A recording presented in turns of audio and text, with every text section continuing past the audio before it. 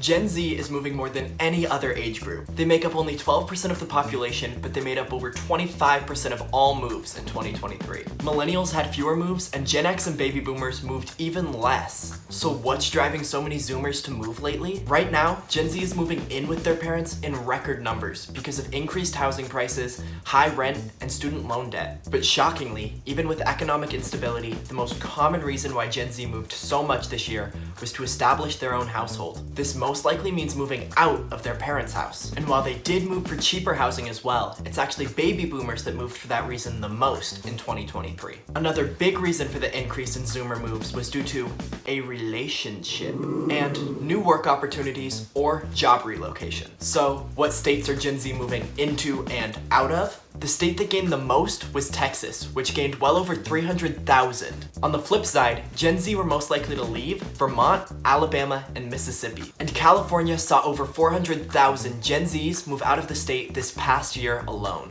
So, which cities were the biggest winners and losers? Austin, Texas is a major Gen Z magnet with the most moves into the city. And Columbia, South Carolina, Provo, Utah, and Colorado Springs, Colorado all rank within the top 10 most popular cities for Gen Z. On the flip side, California cities dominated the list again with the most decreases. They're some of the most expensive cities in the nation, and a cash-strapped Gen Z is fleeing San Francisco, Los Angeles, and San Jose. Gen Z is facing a financial squeeze in seemingly all directions, and as a result, they've become the most mobile generation. As a Gen Z myself, I didn't move last year, and you probably didn't either, because 2023 set a historic record of almost nobody moving since the 1940s. So what's causing everybody to stay put?